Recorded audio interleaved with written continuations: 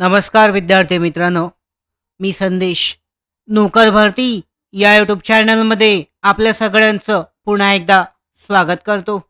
अंगणवाडी मुख्य सेविका भरती अंतर्गत जो सिलेबस आहे आणि एक्झाम पॅटर्न आहे, यामध्ये सगळ्यात महत्त्वाचा भाग म्हणजे तांत्रिक प्रश्न, ज्याची तयारी स्वतंत्र पद्धतीने तयारी करणं आवश्यक आहे. यासाठीच तांत्रिक प्रश्नावरचे आजच्या या व्हिडिओमध्ये आपण तांत्रिक विभाग जो आहे यामध्ये एकात्मिक बाल विकास सेवा योजना ICDS सामान्य ज्ञान आधारित प्रश्न आजच्या या व्हिडिओमध्ये पाहूयात. पाहू शकता यामध्ये अंगणवाडी सुपरवायझर मुख्य सेविका या पदाच्या परीक्षेमध्ये तांत्रिक विषय जो आहे यामध्ये जे प्रश्न विचारले जातात यामध्ये बालक पोषक आहार संबंधित प्रश्न आहेत. त्याचबरोबर शासन सरकारमार्फत राबवल्या जाणाऱ्या बालकांसंदर्भातील जागतिक राष्ट्रीय आणि राज्य स्तरावरील विविध योजना आणि त्या संबंधित बनवण्यात आलेले विविध कायदे या संबंधित प्रश्न असतात.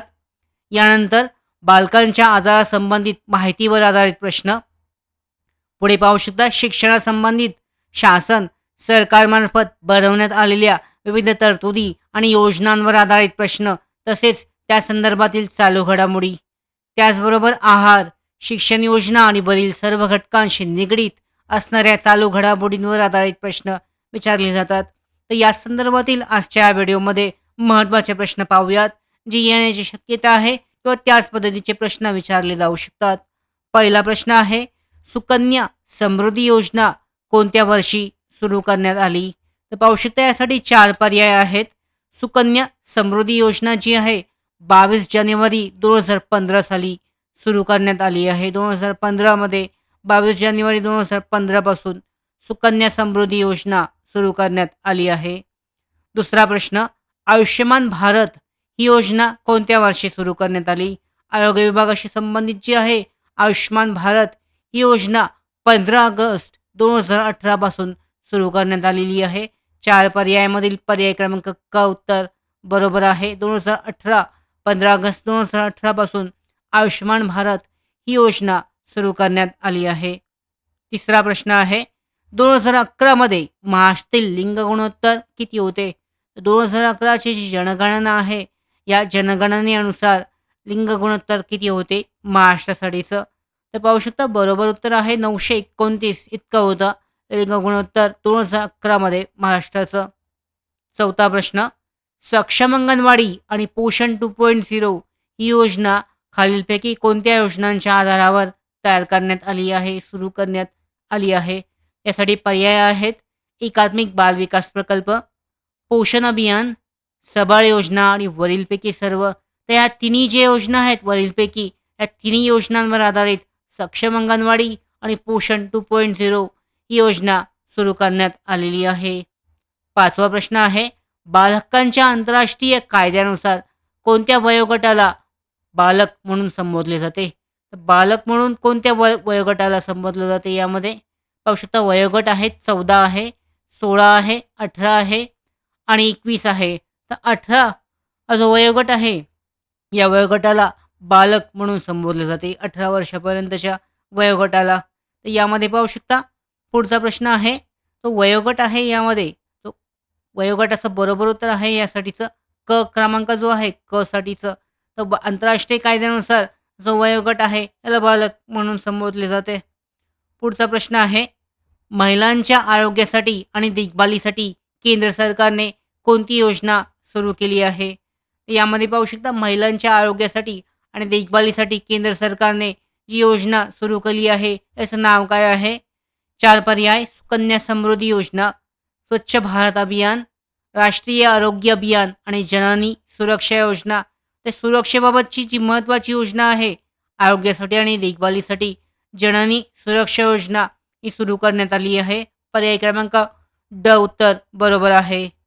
7वा प्रश्न पाहूयात, वैद्यकीय गर्भपात कायदा 1971 केव्हा लागू करण्यात आला? आता 1971 मध्ये लागू करण्यात आलेला आहे.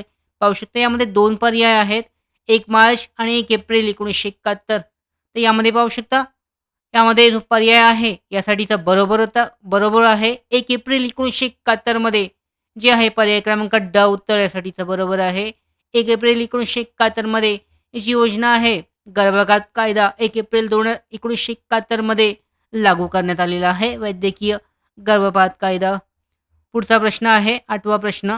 2011 मध्ये भारताचा शिशुमृत्यू दर किती होता? 2011 सालचा जो जनगणना आहे यानुसार भारताचा शिशुमृत्यू दर किती होता? पाहू शकता. पर्याय क्रमांक 1 आहे 44, ब 55, क आहे 22 आणि ड आहे 33. तर बरोबर उत्तर आहे अपर्यायी जो आहे 44. हा जो आहे शिशुमृत्यू दर होता 2011 मध्ये भारताचा. 9वा प्रश्न. खालीलपैकी कोणत्या राज्यात माता मृत्यू दर सगळ्यात कमी आहे? असं कोणतं राज्य आहे ज्यामध्ये सगळ्यात कमी माता मृत्यू दर आहे? पर्याय आहेत आसाम, महाराष्ट्र, केरळ आणि पश्चिम बंगाल. तर केरळ हे जे राज्य आहे या राज्यात माता मृत्यू दर सगळ्यात कमी आहे. तर या पद्धतीने पाहू शकता स्पर्धा परीक्षांची तयारी करण्यासाठी ज्या प्रॅक्टिसेस असतात म्हणजे सराव प्रश्नपत्रिका जास्तीत जास्त प्रश्न सोडवणं आवश्यक आहे असतं. यासाठीच आम्ही DCC बँक भरती प्रक्रिया जी आहे, जिल्हा मध्यवर्ती सहकारी बँक भरती प्रक्रिया यासाठी ज्या परीक्षेच्या अभ्यासक्रमावर आधारित 700 पेक्षा जास्त जागांसाठीच्या भरतीसाठी आम्ही 10 प्रश्नपत्रिकेचा सराव प्रश्नसंच तयार केला आहे. हा एकदम परफेक्ट त्याच पद्धतीने पॅटर्ननुसार असून तुम्ही तो सराव जो आहे तो सोडवू शकता. याची लिंक आहे डिस्क्रिप्शन बॉक्समध्ये. तुम्ही आमचं नोकर भरती मोबाईल ॲप्लिकेशन डाउनलोड करून या परीक्षेच्या अभ्यासक्रमावर आधारित जो प्रश्नसंच आहे सोडवू शकता. त्याचबरोबर हा PDF स्वरूपात सुद्धा उपलब्ध आहे. तो सुद्धा डाउनलोड केला जाऊ शकतो. पुढचा प्रश्न पाहूयात. प्रश्न क्रमांक 10वा. आंतरराष्ट्रीय परिचारिका वर्ष म्हणून कोणते वर्ष ओळखले जाते? आता परिचारिका याचा अर्थ आहे नर्स. तर परिचारिका वर्ष म्हणून कोणते वर्ष ओळखले जाते? 2020 जे आहे हे आंतरराष्ट्रीय परिचारिका वर्ष म्हणून ओळखले जाते. 11वा प्रश्न आहे. कोणता दिवस जागतिक बालमजुरी दिवस म्हणून साजरा केला जातो? तर यापैकी कोणता दिवस आहे जो जागतिक बालमजुरी दिवस म्हणून साजरा केला जातो? पर्याय आहे 12 मार्च, 12 जून, 23 मार्च आणि 28 जून. तर 12 जून हा जो दिवस आहे जागतिक बालमजुरी दिवस म्हणून साजरा केला जातो. पुढचा प्रश्न पाहूयात. 12वा प्रश्न. स्त्रियांच्या साक्षरतेवर भर देण्यासाठी 2009 मध्ये कोणती योजना राबवण्यात आली? पहिला पर्याय आहे सर्व शिक्षण, दुसरा पर्याय साक्षर भारत, तिसरा पर्याय सर्वांसाठी शिक्षण आणि चौथा पर्याय राष्ट्रीय उच्चस्तर शिक्षा अभियान. तर बरोबर उत्तर आहे राष्ट्रीय उच्चस्तर शिक्षा अभियान. ही जी योजना आहे स्त्रियांच्या साक्षरतेवर भर देण्यासाठी 2009 मध्ये राबवण्यात आली, सुरू करण्यात आली होती. 13वा प्रश्न. 1964 मध्ये कोणाच्या अध्यक्षतेखाली शिक्षण आयोग स्थापन करण्यात आला? तो शिक्षण आयोग आहे 1964 मध्ये स्थापन करण्यात आला. तो कोणाच्या अध्यक्षतेखाली स्थापन करण्यात आला होता? पहिला पर्याय सर्वपल्ली राधाकृष्णन, DS कोठारी, SC चांगला आणि देवेंद्र कुमार. तर पाहू शकता DS कोठारी हे बरोबर उत्तर आहे. DS कोठारी यांच्या अध्यक्षतेखाली 1964 मध्ये शिक्षण आयोगाची स्थापना करण्यात आली.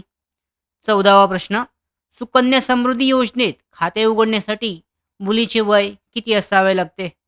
मुलींचे जे वय आहे सुकन्या समृद्धी योजनेमध्ये किती असणे आवश्यक आहे?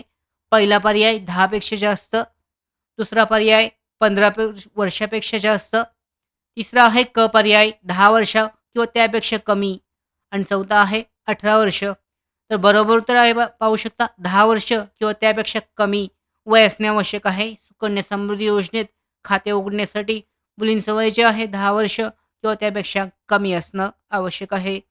15वा प्रश्न. सुकन्या समृद्धी योजनेअंतर्गत किमान वार्षिक गुंतवणूक किती असावी लागते? तुम्ही वर्षाला गुंतवणूक करताय या सुकन्या समृद्धी योजनेअंतर्गत ती कमीत कमी किती करणं आवश्यक आहे? तर पाहू शकता 250 रुपये कमीत कमी वार्षिक जी गुंतवणूक आहे इन्व्हेस्टमेंट आहे सुकन्या समृद्धी योजनेअंतर्गत करणे अनिवार्य आवश्यक असतं. तर अशा पद्धतीने पाहू शकता जी महिला आणि बालविकास विभागांतर्गत मुख्य सेविका ही भरती प्रक्रिया आहे. या भरती प्रक्रियेअंतर्गत एकात्मिक बालविकास सेवा योजना ज्या विविध योजना आहेत यावर आधारित प्रश्न विचारले जातील तांत्रिक आधारित. यामध्ये महत्त्वाचे जे तांत्रिक घटक आहेत या पद्धतीने तुम्ही तयार करू शकता जे महत्त्वाचे सेक्शन आहेत आणि त्या पद्धतीने तयारी केली जाऊ शकते. तर अशा पद्धतीने ही जी भरती प्रक्रिया आहे तयारी करू शकता. या संदर्भात पुढच्या महत्त्वाच्या अपडेट्स मिळवण्यासाठी त्याचबरोबर सराव प्रश्नपत्रिका सोडवण्यासाठी आमच्या नोकर भरती मोबाईल ॲप्लिकेशनला डाउनलोड करा. धन्यवाद.